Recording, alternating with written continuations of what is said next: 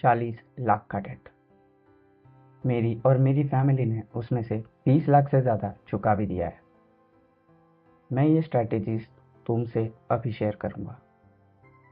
बीच लड़ाई में सक्सेसफुल होने के बाद नहीं, क्योंकि सक्सेसफुल होने के बाद लोगों को लगता है कि इसने कर दिया, शायद हमारा नहीं होगा। नहीं, हम ये साथ में करेंगे। Quick context. मेरी फैमिली ने कुछ पुअर फाइनेंशियल डिसीजंस लिए थे, उसके वजह से 40 लाख का डेट। ना कोई गैम्बलिंग, ना कोई एडिक्शंस, बस उस समय जो सही लगा वो किया, उसकी वजह से 40 लाख का डेट। जब मेरी जॉब लगी तो हमने डिसाइड किया मेरी सैलरी का मेजर चंक लोन रीपेमेंट में जाएगा। लेकिन इसका मतलब ये नहीं था हमने जीना छोड़ दिया था।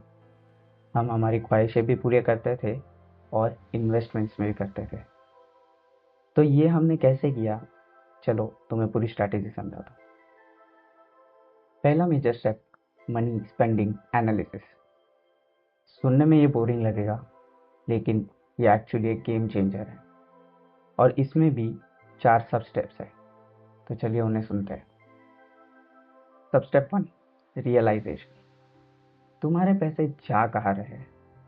ऑनेस्टली बताओ, क्या तुम्हें यह पता है? इफ यस, कॉन्ग्रेचुलेशन, आप एक स्टेप पहले से आगे हो। मैं पर्सनली एवरी एक्सपेंस ट्रैक करता हूँ मनी मैनेजर ऐप के थ्रू। मेरे सारे बैंक ट्रांजैक्शन, क्रेडिट कार्ड के खर्चे, each and every transaction. Hassle, yes, लेकिन ये एक बहुत इंपॉर्टेंट स्टेप है। क्यों? क्योंकि ये तुम्हें बताता है तुम अपने खर्चे कहाँ कर रहे हो। क्योंकि जब तक तुम्हें तुम्हारी गलती पता नहीं है, तुम उसे सुधार नहीं सकते। सब स्टेप 2, कॉन्फ्रंटेशन। तो 2-3 महीने का डेटा कलेक्ट होने के बाद मैंने अपने सारे स्पेंड्स एनालाइज किए। मैंने देखा कहाँ खर्चे हो रहे थे, मेरी स्पेंडिंग पैटर्न्स क्या थी और मैं कहाँ अपने मेजर पैसे खर्च कर रहा था। पहला था ट्रैवलिंग, ऑफिस से घर, घर से ऑफिस और कहीं छोटी मोटी जगह दोस्तों के साथ बाहर जाना। दूसरा था फूड। ये मेरा गिल्टी प्लेजर है। मुझे फूड बहुत ज़्यादा पसंद है, बाहर का हो या घर पे कुछ बनाना। तो ये दोनों मेरी मेजर स्पेंडिंग कैटेगरीज थी और कई छोटे मोटे खर्चे जो ज़रूरी थे। Step 3, planning. जब सारा डेटा मेरे सामने था और सब मुझे समझ आने लगा था, तो नेक्स्ट स्टेप था कि मैं प्लान करूँ कि मुझे आगे क्या करना है। ट्रैवलिंग और जो छोटे मोटे जेनेरिक खर्चे थे वो मैं कम नहीं कर सकता था। क्यों? क्योंकि वो ज़रूरी थे। बची बात फूड की, तो हाँ, फूड मेरा गिल्टी प्लेजर था और उसमें मेरे एक्सपेंसेस थोड़े से ज़्यादा थे। तो मैंने सोचा फूड के एक्सपेंसेस कट डाउन करके ये मनी मैं आगे किसी दूसरी चीज़ के लिए यूज़ कर सकता हूँ। इसका मतलब ये नहीं मैंने फूड के एक्सपेंसेस बिल्कुल बंद कर दिए। जीना भी था, तो जीवन जीना हम बंद नहीं किया था मैंने। फूड के एक्सपेंसेस देखे, उसमें एक स्ट्रैटेजी लगाई और एक डिसिप्लिन लाया और फिर मैंने पूरी प्लानिंग की कि मुझे मनी कैसे खर्चा और कहाँ खर्चा करना है। तो डिसीजन ये निकल के आया कि मंथली मुझे 50,000 रुपीज़ डेट क्लियरेंस में देना है और बाकी बचे हुए पैसों से हाउस होल्ड खर्चे और कंट्रोल्ड फंड। सब स्टेप 4, एग्जीक्यूशन। रूल काफ़ी सिंपल था। जैसे ही सैलरी क्रेडिट हुई, 50K स्वाइप आउट। जिसे भी देने हैं, या तो एक इंस्टीट्यूशन या तो किसी पर्सन को, सीधा उनको ट्रांसफ़र कर देता था। ये एक मेजर चंक था मेरे सैलरी का। सो 50K स्वाइप आउट करना एक महीने में, हर महीने के लिए, was a good and a bad thing.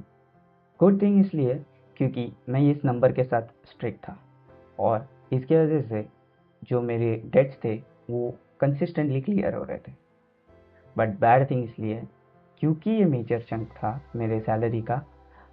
खुदा ना खास्ता जब कोई एक फैमिली इमरजेंसी या कोई और इमरजेंसी आ जाती थी, तो मेरा बजट पूरा ऊपर नीचे हो जाता था। उस महीने के लिए मैं शायद डेट क्लियर नहीं कर पाता था या फिर बहुत रिस्ट्रिक्टेडली अपने महीने के खर्चे निकालने पड़ते थे। सो अगर मैं डेट क्लियर नहीं कर पाता था, तो वो खर्चे के अलावा जितने बचे हुए पैसे थे वो मैं जमा करके रखता था या तो इन्वेस्ट कर देता था, ताकि उन बचे हुए पैसों को मैं दूसरी गलत चीज़ों के लिए यूटिलाइज ना कर सकूं। तो ये थी मनी स्पेंडिंग स्ट्रैटेजी। लेकिन अब दूसरा मेजर स्टेप है ये समझना कि कौन सा लोन पहले चुकाना। तो ये समझने के लिए मैंने अपने सारे लोन्स को 4 कैटेगरीज में डिवाइड कर लिया था। और सुनने में ये मुश्किल होगा, लेकिन ऐसा नहीं है। मेरे साथ रहो, तुम्हें सब समझ आ जाएगा। हमने डिफरेंट टाइप्स के लोन्स लिए थे, तो मैंने इन लोन्स को 4 क्वाड्रेंट में डिवाइड कर दिया था। और ये 4 क्वाड्रेंट उन 2 फैक्टर से बने थे। पहला, लोन किससे लिया गया है, अ पर्सन और अ फाइनेंशियल इंस्टीट्यूशन। दूसरा, क्या कंडीशन पे लिया गया है, हाई इंटरेस्ट, लो interest, high trust, less trust. तो चलिए एक एक करके मैं तुम्हें वो चारों क्वाड्रेंट्स समझाता हूँ। पहला quadrant, people's loan with either high interest और लेस ट्रस्ट। तो इसका मतलब क्या है? बेसिकली तुमने अगर अपने पैसे उधार लिए हैं कुछ लोगों से जो तुमसे एक्सट्रीमली हाई इंटरेस्ट चार्ज कर रहे हैं, या ये वो लोग हैं जो तुम पे ट्रस्ट नहीं दिखाते, ये वो रिलेटिव्स या फ्रेंड्स हो सकते हैं जो तुम्हें पैसे तो दे चुके हैं लेकिन इस कदर जताते हैं कि वो तुम पे एहसान कर रहे हैं। They don't trust you. उन्हें लगता है जब हम कहीं भी बाहर जा रहे हैं, जब हम कहीं भी खाना खाने जा रहे हैं, थोड़े सी जीने की कोशिश कर रहे हैं, तो उनके टॉन्ट्स आ जाते हैं, अच्छा इस चीज़ के लिए पैसे हैं लेकिन हमारे पैसे देने के लिए पैसे नहीं है। सो देखो भाई, लाइफ में पहले से ही सबके बहुत सारी चीज़ें चल रही होती है, तो एक और ये टेंशन लेके कोई फ़ायदा नहीं है। तो सबसे इम्पोर्टेंट ये था कि आप सबसे पहले ऐसे लोगों का लोन क्लियर करें, क्योंकि माइंड पीस सबसे ज़्यादा इम्पोर्टेंट है। दूसरा, financial institutions with high interest.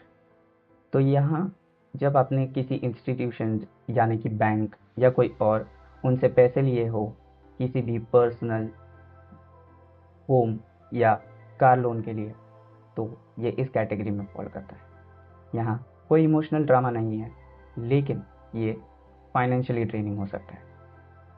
क्योंकि यहाँ इसकी जो ईएमआई है वहाँ पे काफ़ी हाई इंटरेस्ट लगता है, और शुरुआत के दिनों में इंटरेस्ट में ही सारे पैसे चले जाते हैं, और जो हमारा प्रिंसिपल अमाउंट है वो बहुत स्लोली कम होता है। तो ये हर महीने फाइनेंशियली काफ़ी बड़ा झटका देता है। तो सेकंड प्रायोरिटी पे ऐसे लोन्स होने चाहिए। तीसरा, people with low interest and और हाई ट्रस्ट। तो ये ऐसे लोग हैं, ऐसे कुछ तुम्हारे करीबी रिश्तेदार या तुम्हारे करीबी दोस्त जिन्हें तुम पर पूरा भरोसा है, जिन्हें तुम्हें पैसे दिए हैं और ये सोच रहे हैं कि यार इसे दिए हुए पैसे कहीं नहीं जा रहे हैं, ये सूद समेत मुझे लौटा ही देगा। यहाँ पे ना कोई फाइनेंशियल ड्रेन है, ना कोई इमोशनल ड्रामा है, लेकिन यहाँ पर हमारी रिस्पॉन्सिबिलिटी बनती है कि जिस रिश्तेदार या जिस दोस्त ने हम पे इतना ट्रस्ट किया है, हम उसका ट्रस्ट ना तोड़ें। जो पहले 2 क्वाड्रेंट थे वो काफ़ी ड्रेन कर रहे थे तुम्हें, तो उन्हें चुकाने के बाद ये मतलब नहीं कि अब तुम रिलैक्स हो जाओ। तुम्हें ये प्रोसेस कंटिन्यू करना है। और ये जो दोस्त और रिश्तेदार है जो जिन्होंने तुम्हें लेस इंटरेस्ट पे लोन्स दिए हुए हैं, इन्हें फॉर ग्रांटेड नहीं लेना। तुरंत अपर 2 क्वाड्रेंट्स ख़त्म होते हुए इन्हें पैसे वापस करने हैं, ताकि ये ट्रस्ट हमेशा कायम रहे। उन्होंने तुम पे ट्रस्ट किया और तुमने ये ट्रस्ट बिल्कुल नहीं तोड़ा। चौथा, financial institutions with less interest.